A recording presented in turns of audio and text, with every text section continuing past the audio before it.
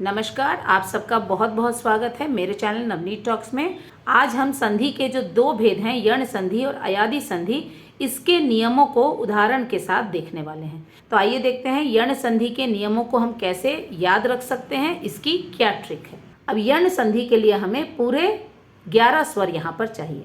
वृद्धि संधि में आपने देखा होगा कि अ आ जो है ये अपना मेलजोल ए और औ से बढ़ाना चाहता था और इसने इनके साथ मिल करके नियम भी बना लिए। अब इसे देखकर अब यहाँ पर बाकी के जो स्वर हैं वो ये देख रहे हैं कि अ आ जो है वो अपनी तरफ से सारे स्वरों के साथ मेलजोल बढ़ा चुका है, मित्रता का हाथ बढ़ा चुका है। अब ये देखकर ये जो ई ऊ और री हैं, इन्होंने भी सोचा कि क्यों ना हम भी दोस्ती का हाथ सबके सामने बढ़ाएं, सबसे दोस्ती करने की कोशिश करें। तो इसी चीज़ को लेकर यहाँ पर ये नियम बनाए जाते हैं। पहला नियम जो है, इसे अगर हम पहला रखें, ये दूसरा रखें और इसे हम तीसरा नंबर दे देते हैं। ई जो है ये खुद से तो दोस्ती कर नहीं सकता है, अपने अलावा वो बाकी जो स्वर हैं इनके साथ वो मेलजोल बढ़ाना चाहता है। तो यहाँ पर ई जो है आ के सामने दोस्ती का हाथ बढ़ाता है, ई ऊ के सामने दोस्ती का हाथ बढ़ाता है, री के सामने दोस्ती का हाथ बढ़ाता है, ए के सामने दोस्ती का हाथ बढ़ाता है और ओ के सामने भी वो दोस्ती का हाथ बढ़ाता है। ई के सामने ई के अलावा कोई भी अन्य स्वर आता है तो ये जो मेल होता है यहाँ पर ई के स्थान पर, फॉर एग्जाम्पल आप देखिए यहाँ पर अगर ई है, ई के साथ अगर ए का कॉम्बिनेशन होता है तो यहाँ पर ए में कोई बदलाव नहीं आएगा, ई के स्थान पर क्या आ जाएगा, य आ जाएगा, आधा य आ जाएगा। सेम यही चीज़ बड़ा ई के साथ भी होगी। बड़े ई के सामने कोई भी अन्य स्वर आता है, ई को छोड़ के कोई भी अन्य स्वर आता है तो इसका जो रिजल्ट है वो आधा य हो जाएगा। तो आइए इस नियम को हम अच्छे से और समझते हैं। तो आइए यण संधि का जो नियम है ये हम देखते हैं। अब आप देख सकते हैं यहाँ पर जो लेफ्ट हैंड साइड में है वो सिर्फ ई और ई जो है उसका मेल अलग अलग स्वरों के साथ हो रहा है। अब यहाँ पर भी ई है, ई का कॉम्बिनेशन है, यहाँ पर भी ई का ही कॉम्बिनेशन है। इसके आगे सबसे पहले ये आ से मेल जोल कर रहे हैं और रिजल्ट सिर्फ एक ही आ रहा है, वो है आधा य। ई के सामने कोई भी ई या ई नहीं आना चाहिए। ये जो कॉम्बिनेशन है ये यहाँ पर नहीं करना है क्योंकि ये खुद अपने आप से दोस्ती नहीं कर सकते हैं। तो इसके अलावा और बाकी के जो स्वर हैं उन्हीं के साथ इनका मेल होगा। ऊ के साथ यहाँ हो रहा है, ए के साथ और ओ के साथ। सबका रिजल्ट एक ही आ रहा है, य। और यहाँ पर ई जो है री के साथ भी इसका कॉम्बिनेशन हो रहा है। इस चीज़ को याद रखने के लिए कि यहाँ पर य का कॉम्बिनेशन है, आप यहाँ पर इसका नाम देखिए यण संधि। सबसे पहला जो रिजल्ट है ई के साथ का वो आएगा यण का य। पहला वर्ड य है तो यहाँ पर भी रिजल्ट सिर्फ अंतर इतना है कि ये हाफ य आएगा, इसमें स्वर नहीं है, य हलंत के साथ यहाँ पर आएगा। इसी तरह से जो दूसरा कॉम्बिनेशन है वो होगा ऊ। अब यहाँ पर ई ने तो सबके साथ दोस्ती कर ली, अब ऊ जो है इसे भी लगता है कि मुझे भी सबके साथ दोस्ती करनी चाहिए। अब ऊ आ के साथ मिलेगा, ऊ ई के साथ मिलेगा, ऊ स्वयं अपने साथ दोस्ती नहीं कर सकता, इसीलिए ऊ का कॉम्बिनेशन ऊ के साथ नहीं होगा।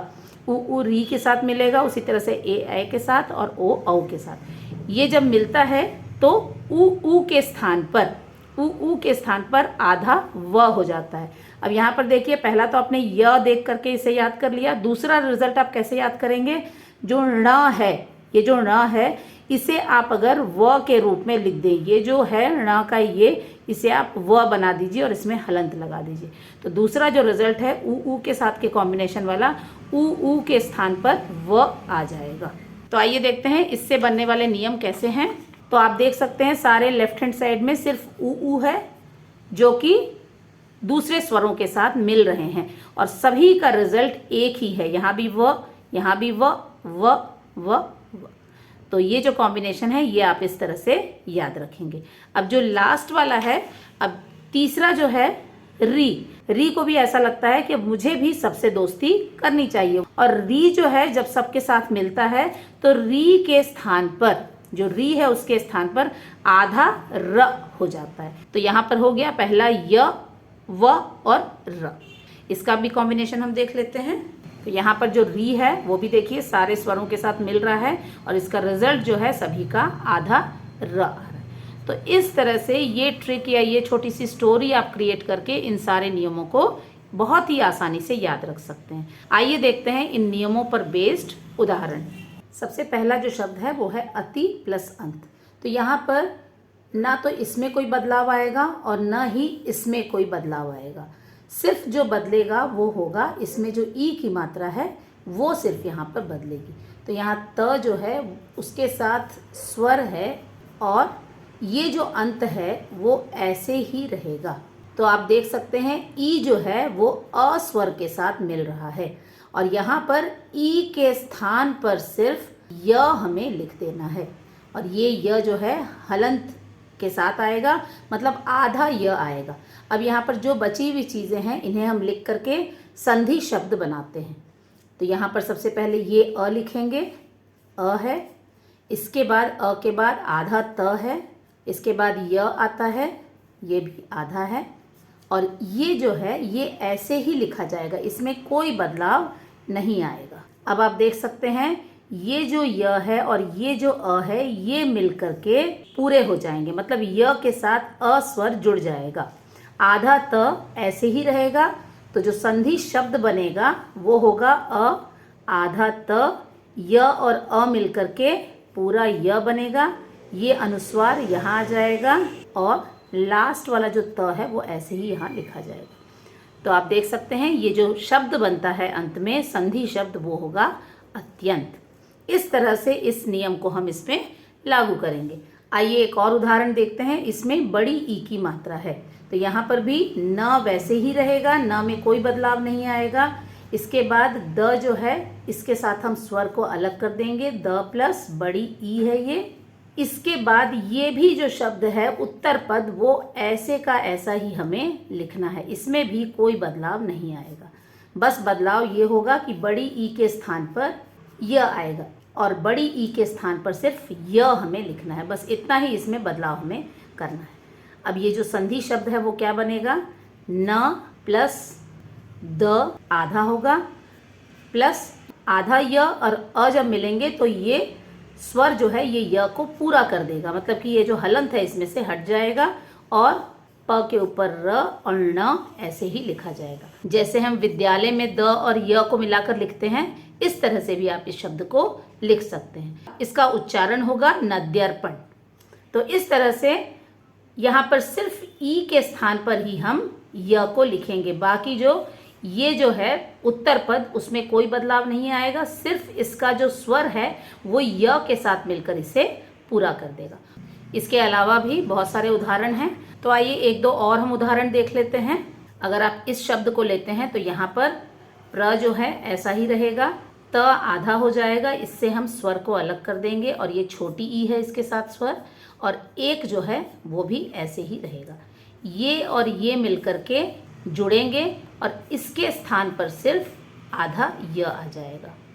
तो जो शब्द बनेगा संधि शब्द वो होगा प्र, आधा त, य और ए मिलकर के य में ए की मात्रा लग जाएगी और क हमें ऐसे ही लिख देना है। तो ये जो संधि शब्द बना वो होगा प्रत्येक। आइए एक और उदाहरण देख लेते हैं। यहाँ पर स को अलग कर देते हैं और इसके साथ जो स्वर है वो छोटा ऊ है। पीछे के उत्तर पद में कोई बदलाव नहीं आएगा, आ ग त ऐसा का ऐसा ही लिखा जाएगा। अब ऊ के बदले हमें सिर्फ यहाँ पर आधा व लिख देना है। अब यहाँ पर जो शब्द बनेगा वो होगा स आधा है और व आ के साथ मिलकर के पूरा हो जाएगा। तो स आधा हम लिख देंगे, व और आ मिलकर के वा बन जाएंगे, गत जो है वो ऐसे के ऐसा ही लिखा जाएगा। तो आप देख सकते हैं संधि शब्द जो है वो बनता है स्वागत। अब इसी के साथ एक और उदाहरण देखते हैं जिसमें कि री और अन्य स्वर मिल रहे हैं। तो यहाँ पर एक ये उदाहरण हम देखते हैं। प में छोटी ई की मात्रा ऐसे ही रहेगी, त के साथ आप देख सकते हैं ये री की मात्रा लगी हुई है, तो हम इस स्वर को अलग कर देते हैं। त हमने आधा कर दिया और री को हमने अलग कर दिया। ये जो री है उसे हमने स्वर के रूप में लिख लिया और अनुमति जो है वो ऐसे ही लिखा जाएगा। अब यहाँ पर बदलाव सिर्फ ये होगा कि इसके बदले, इस री के बदले सिर्फ हमें यहाँ पर आधा र लिखना है। तो आइए देखते हैं इन सबको मिलाने पर कौन सा शब्द बनता है। पी ऐसे ही लिखा जाएगा। त, र और अ, अगर आपने वर्ण विच्छेद में पढ़ा होगा संयुक्ताक्षर के बारे में, तो आपको याद होगा कि त प्लस र और ये जो स्वर है अ, अगर इसे हम मिलाते हैं तो ये जो है त्र बन जाता है। तो इन तीनों को मिला करके त, र और अ जो है वो हमें त्र के रूप में लिखना है, और नुमति इसी तरह से लिखा जाएगा। तो इस संधि शब्द का उच्चारण होगा पितृनुमति। तो इस तरह से बाकी के जो उदाहरण हैं उनको भी करने की आप कोशिश करेंगे। आइए हम देखते हैं आखिरी जो भेद है, अयादि संधि। अयादि संधि का जो नियम है वो भी थोड़ा बहुत यण संधि से मिलता जुलता है। तो आइए देखते हैं इसका नियम क्या है। इसमें भी हमें जो 11 स्वर हैं उन्हें लिख देना है। अब इससे पहले जो यण संधि हमने देखा था उसमें ई, उ और री जो है वो अलग अलग तरीके से सबसे मित्रता कर रहे थे, सबके साथ कंबाइन हो रहे थे।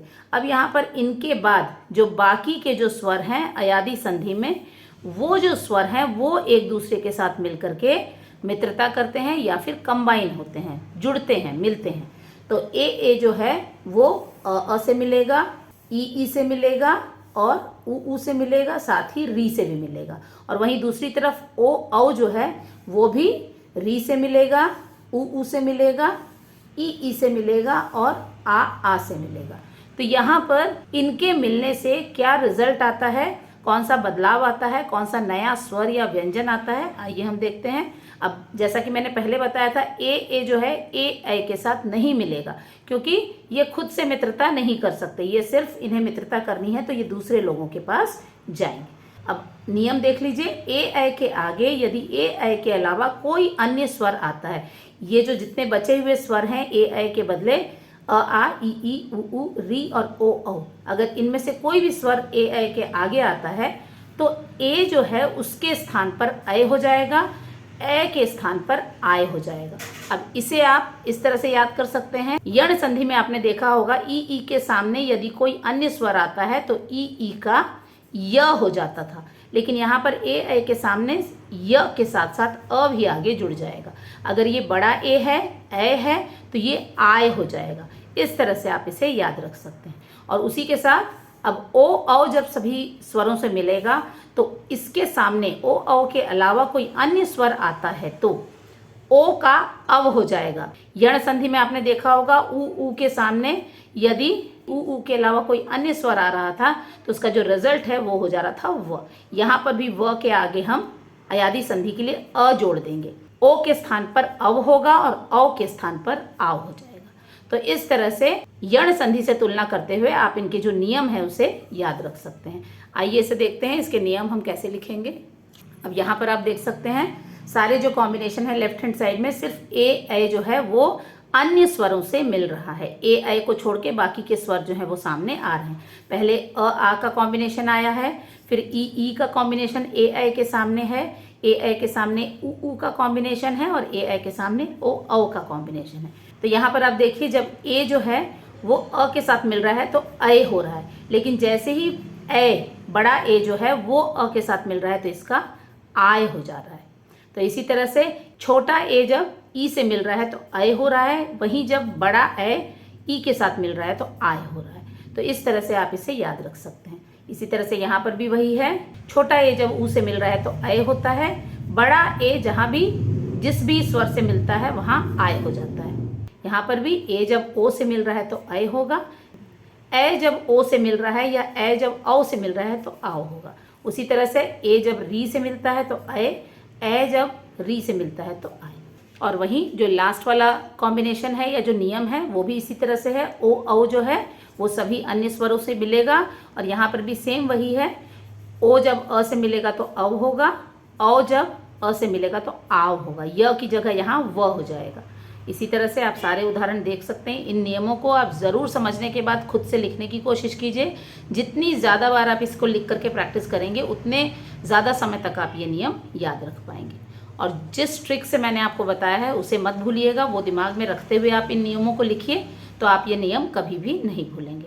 तो आइए इन नियमों को ध्यान में रखते हुए अब जो उदाहरण है वो हम देखते हैं। सबसे पहला शब्द है ने प्लस अन। अब यहाँ पर न जो है उसके साथ जो स्वर है वो है ए, और ये जो है अन के साथ कंबाइन हो रहा है। यहाँ पर भी जो दूसरा उत्तर पद है उसमें कोई ज़्यादा बदलाव नहीं आएगा, सिर्फ ये स्वर जो है आगे जाकर जुड़ जाएगा। अब यहाँ पर जैसा कि आपने नियम देखा था, ए के साथ कोई भी अन्य स्वर आता है तो अन्य स्वर अ है, और अगर ये आता है तो ए के बदले यहाँ पर ए के स्थान पर अय हो जाएगा। यह जो है हलंत के साथ रहेगा। तो हम क्या करेंगे, ए के स्थान पर सिर्फ न तो हम ऐसे ही लिखेंगे, ए के स्थान पर हम अय अ य अय लिख देंगे, और ये जो अन है वो ऐसे ही लिखा जाएगा। य और अ मिलकर के एक दूसरे को पूरा करेंगे, स्वर अ य के साथ मिल जाएगा, और उसके बाद जो संधि शब्द है वो हम बनाएंगे। तो यहाँ पर आप देखिए न और अ जो है एक दूसरे को पूरा कर रहे हैं, और ये अ स्वर न के साथ जुड़ जाएगा, तो ये पूरा न हो जाएगा न। य और अ एक दूसरे को पूरा करके य जो है अ स्वर से जुड़ जाएगा, तो ये य हो जाएगा, और ये लास्ट वाला जो न है वो ऐसे ही हम लिख देंगे, तो ये शब्द बन जाएगा नयन। तो आप देख सकते हैं प्रश्न जो दिया गया था ने प्लस अन, अगर आपको ये नियम ना पता हो तो आप कभी भी ये संधि शब्द सही नहीं बना पाएंगे। इसीलिए स्वर संधि के नियमों को याद रखना बहुत ही ज़रूरी है। और हम देख लेते हैं पो प्लस इत्र। प के साथ ओ स्वर जुड़ा हुआ है, और ये जो इत्र है वो हम ऐसे के ऐसे ही यहाँ लिख देंगे। अब आप देखिए ओ और ई का कॉम्बिनेशन हो रहा है, ये ओ है औ नहीं है। अगर ओ है तो इसकी जगह क्या आ जाएगा, इसे हम हटा देंगे और यहाँ पर आ जाएगा अव, और ये हलंत रहेगा। और प जो आधा प है इसके आगे हम लगाएंगे, और इत्र भी यहाँ पर ऐसे ही लिखा जाएगा। प और अ मिलकर एक दूसरे को पूरा करेंगे और ये प बन जाएगा। व और ई मिलकर के एक दूसरे को पूरा करेंगे, इसमें छोटी ई लग जाएगी व में, और त्र जो है ऐसे ही लिखा जाएगा, तो ये शब्द बन जाएगा पवित्र। तो नियमों के साथ ये कितनी आसानी से हम संधि शब्द बना सकते हैं। इसी तरह से एक और आखिरी हम उदाहरण देख लेते हैं, जैसे कि न प्लस इक। यहाँ पर औ है, न प्लस औ है। अगर आपको याद होगा नियम, तो अगर सामने औ हो तो औ के स्थान पर, औ का कॉम्बिनेशन ई के साथ हो रहा है, औ के स्थान पर यहाँ आ जाएगा आव, और व जो है हलंत के साथ रहेगा। यहाँ आधा न आ जाएगा और यहाँ इक आ जाएगा। न और आ मिलकर के एक दूसरे को पूरा करेंगे और ये हो जाएगा ना। व और ई मिलकर के एक दूसरे को पूरा करेंगे, ये हो जाएगा व में छोटी ई, और क जो है ऐसे ही लिखा जाएगा। तो ये संधि शब्द बन गया नाविक। तो बच्चों, मुझे आशा है कि ये जो बिल्कुल नई ट्रिक के साथ जो संधि के इतने सारे नियम मैंने आपको बताए हैं वो आपको ज़रूर समझ में आए होंगे। अगर आप संधि जो शीर्षक है वो अच्छे से समझ गए हैं तो कमेंट बॉक्स में मुझे ज़रूर से कमेंट करके बताएं। इसी तरह की आसान और ट्रिक के साथ व्याकरण के कुछ शीर्षकों के साथ हम फिर मिलेंगे। तब तक के लिए अपना ध्यान रखें। धन्यवाद।